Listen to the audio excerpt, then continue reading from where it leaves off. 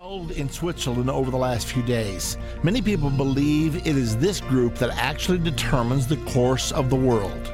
Today, we will disclose who actually attended this prestigious gathering, by invitation only, of course. Stay tuned for Politics and Religion.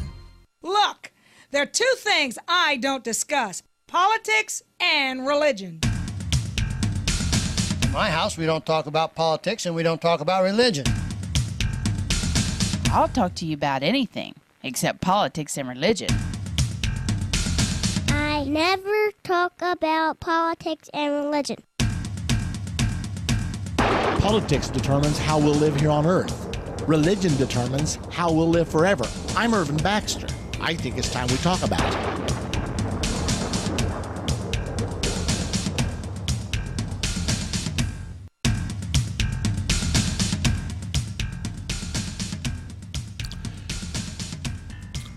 Well, the Bilderberger Group was founded in 1954, and nobody knew much about it for many, many years. They met annually. The reason they were called the Bilderberger Group is because it was begun in the Hotel Bilderberg in Holland. Well, they continued to meet, but more recently, people have begun to discover them, to trace them, to try to get inside reports. There are apparently no meetings held, or at least no minutes to the meetings that are held during this weekend when they all get together. It's very secretive. There's heavy security. A hotel is normally totally emptied of all residents except for the people who are participating in the meetings. So a lot of concern. Now, I don't suppose it would generate that much interest if it were not for the level of clientele that they boast. And I thought it would really be interesting today to give us a little bit of a look at what happened at this last weekend when the Bilderberg met in the Souvretta House luxurious hotel in the Swiss resort of St. Moritz. It is an invitation-only meeting. You cannot go there. You're not allowed to go there unless you are invited by another member. And exactly what that process entails, I can't tell you for sure. But I felt like it would be interesting for you to know who attended this past weekend. Now, many people believe that this is such a meeting of such powerful people that they actually plot what they're going to try to accomplish through the next year. Now, these are people that have very powerful positions. They can raise one eyebrow and their whole organization swings into action. So some of these people you will know by name. Others you will only know by position. But I'm going to just at least take time to go down through here to share with you some of the people according to the official list, which has been obtained by a mole, by an underground source. Mr. Joseph Ackerman, he is the chairman of the management board and the group executive committee of Deutsche Bank. Deutsche is a word for German bank. The Deutsche Bank is one of the most powerful banks in the world. Mr. Matthias Nass, chief international correspondent for Die Zeit. That's a very powerful German publication, and that's significant because even though these reporters are there, you won't read any articles about this particular meeting. Mr. Jorma Alila, who is the chairman of Royal Dutch Shell. Of course, we're dealing with one of the world's largest oil companies. Mr. John Micklethwaite, who is the editor-in-chief of The Economist magazine. The Economist magazine is called the periodical of kings and presidents. It is reputed to be the world's #1 influential magazine, and you might be interested in knowing that it is owned by the Rothschild family out of London.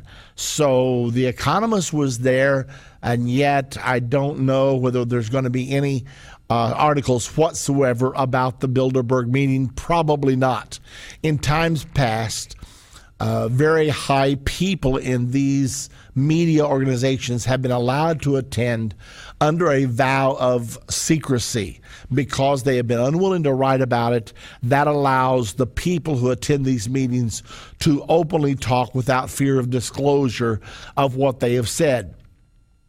Mr. Frans van Daly is the chief of staff to the president of the European Council. Now, what that means is he is chief of staff to Mr. Herman Van Rompuy, who is the president of the European Council. This man is chief of staff, and you're going to find out that Mr. Rompuy is also in attendance here.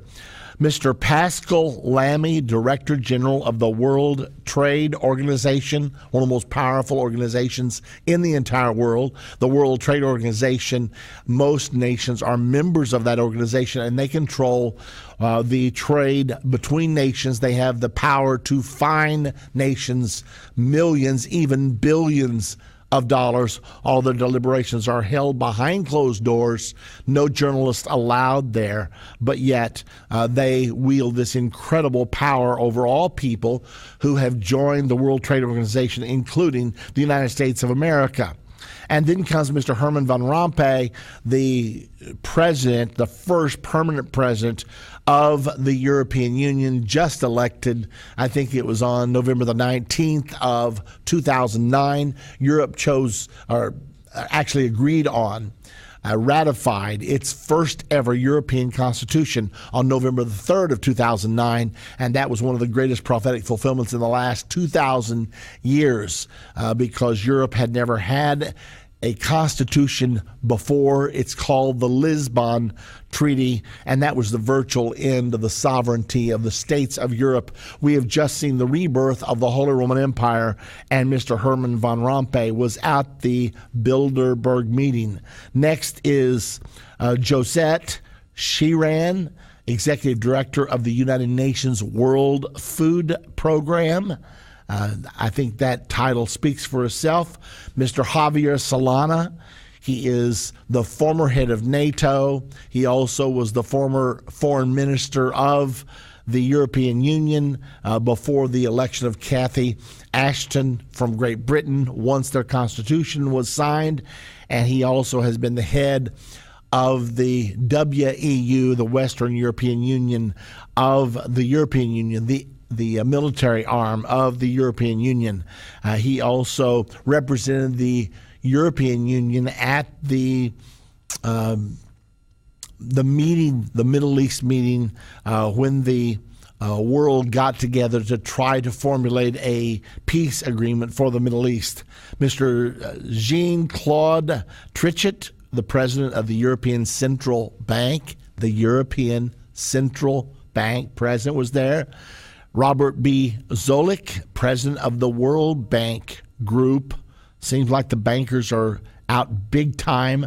Mr. Peter D. Sutherland, chairman of Goldman Sachs International. Goldman Sachs profited mightily by the bailouts. Goldman Sachs also regularly contributes personnel to the U.S. Department of Banking of the U.S. Secretary of the Treasury. Many of the heads of the Treasury have come from Goldman Sachs, so very influential in controlling the economies of the world. The Queen of the Netherlands was there. Also, Queen Sofia of Spain in attendance at the Bilderbergs. Mr. Jeff Bezos, founder and CEO of Amazon.com. Mr. Chris R. Hughes, co-founder of Facebook. Henry Kissinger, chairman of the Kissinger Associates, Inc., and you'll find Mr. Kissinger is a fixture at the Bilderberg meetings. Then comes Mr. Ching Lai, Senior Fellow and Director of Research at the John L. Thornton China Center and the Brookings Institute. If you know much about the Brookings Institute, it is an international organization par excellence. And then Mr. Craig J. Mundy, Chief Research and Strategy Officer of Microsoft Corporation. As you can see, a lot of these names you would not recognize, but the organizations that they represent you certainly would recognize. Mr. Richard N. Pearl, resident fellow at the American Enterprise Institute for Public Policy Research. That's a think tank that's very much like the Brookings Institute, and one of the think tanks that is the main resource for President Obama and the policies that he enacts. Mr. David Rockefeller, former chairman of the Chase Manhattan Bank, and now then much more powerful than just being chairman of the Chase Manhattan Bank. Mr. Charlie Rose, executive editor and anchor of the Charlie Rose program that's heard around the United States and probably international as well. Mr. Robert E. Rubin, co-chairman of the Council on Foreign Relations. The Council on Foreign Relations is that private club that 50% of all cabinet members have come from, whether they be Republican or Democratic. A lot of times it has been reported that the Republican Party and the Democratic Party in recent times has become Tweedledee or Tweedledum, and the reason that has been felt is because no matter which party is in power, 50% of all cabinet members over the last 50 years have come from this private club called the Council on Foreign Relations, of which Mr. Rubin is co-chairman. You might like to know a few other people that have been members of the Council on Foreign Relations. Try Hillary Clinton, and then, are you ready for this? Dick Cheney. Hillary Clinton, Dick Cheney. David Rockefeller was the president of the Council on Foreign Relations. Henry Kissinger was a full-time employee of the Council on Foreign Relations. And all secretaries of state, whether they be Republican or Democrat, in the last 50 years, 100% have come from the Council on Foreign Relations. I'm talking about Madeleine Albright, Condoleezza Rice, Colin Powell, just name all of the people over the last 50 years that have occupied that very critical and influential office. They are members of the Council on Foreign Relations. So Mr. Robert Rubin is there as the co-chairman to represent them. Mr. Eric Schmidt, executive chairman from Google Inc., was there, along with many others that you would possibly recognize, all meeting at this private, exclusive hotel where no one else is allowed to be there. What are they talking about? Google's there. Facebook is there. Big bankers are there. Movers and shakers, all there. So what are they thinking about? Is there a chance that they would be talking about a new world order? If you don't think so, then you don't have a clue about what is going on. I promise you, they were talking about a new world order. How do we get from where we are today? Do you think Gaddafi came up? You better believe he did. What about Assad? Who determines that Gaddafi has to go and Assad gets to stay? Last report I got, the death count in Syria is up to 1,200 people that Assad has killed of his own Syrian citizens. And yet, for some reason, he's getting by with it. Apparently, the international community feels like they need Assad, but they don't want Gaddafi. Who's making these determinations as to which head of state survives and which does not? Does this sound like world government to you when the president of Russia says Gaddafi's got to go, and the president of America says Gaddafi's got to go? There's no choice. So they're choosing the heads of state here. How did we get to this point? I didn't know we could do this. But if you got big enough guns, I guess you can. Endtime Ministries presents End of the Age, a 30-minute commercial-free TV show hosted by Irvin Baxter. Every Monday, End of the Age airs on the Church Channel at 9 p.m., Daystar at 10 p.m., and on TBN every Wednesday morning at 7 a.m., all Central Standard Time. On End of the Age, Irvin depicts how modern issues like an establishment of a one-world government, the religion of Islam, a coming World War III, and more line up so clearly with Bible prophecies written over 2,000 years ago. To get tomorrow's news today, be sure to tune into End of the Age every Monday on the Church Channel at 9 p.m., Daystar at 10 p.m., and on TBN every Wednesday morning at 7 a.m., all Central Standard Time. Visit endtime.com for more details or call us at 1-800-ENDTIME. That's 1-800-363-8463. The Bible prophesies about 4 great spirits which control the